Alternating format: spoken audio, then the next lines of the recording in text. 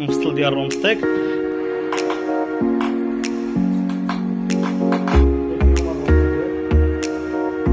هي لا طرونش كتكون فشيه، هذه لاجيط كما كتشوفوا.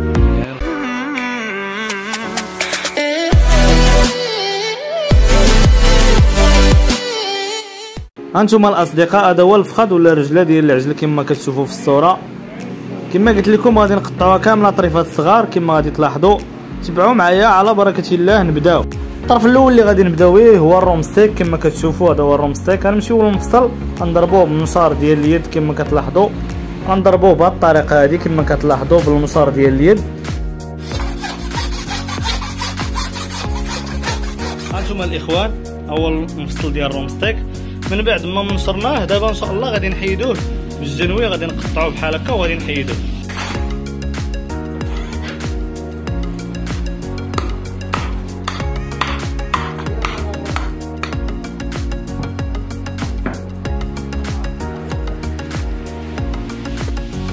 هانتوما الاخوان هذا هو الرومستيك كما كتشوفوا. من بعد ما حيدناه دابا غادي نحيدو الملج.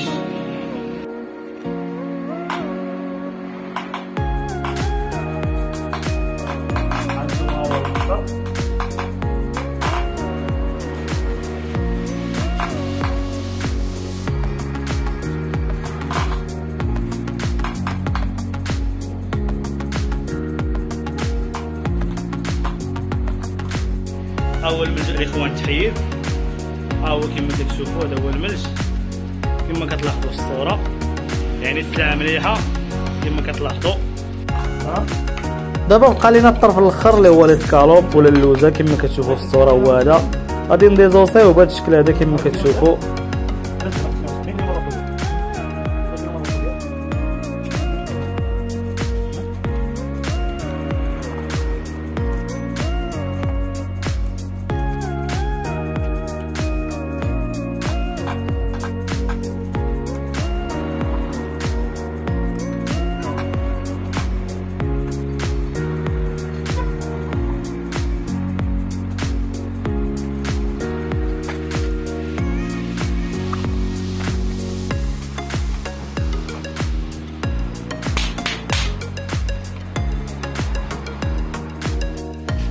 الطرف الثالث هو الاسكالوب الاخوان كما كتشوفوا. هو هذا حيدناه كما كتلاحظوا. بعد ما كيتحيد كما كتشوفوا غادي نحيدوا ليه العظم. ديجا وريتكم كيفاش كيديزوصا.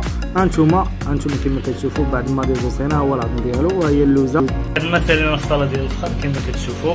هذه الاخوان هي لا طرونش كتكون فشيه، هذه لاجيط كما كتشوفوا، يعني الغبره مليحه كما كتلاحظوا في الصوره احسن ما كاين.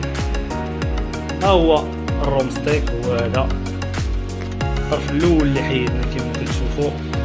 هذا الملج الطرف الثاني اللي حيدنا، وهذا الاسكالوب كما كتشوفوا بعد ما حيدنا ليه العظم كما كتلاحظوا في الصوره.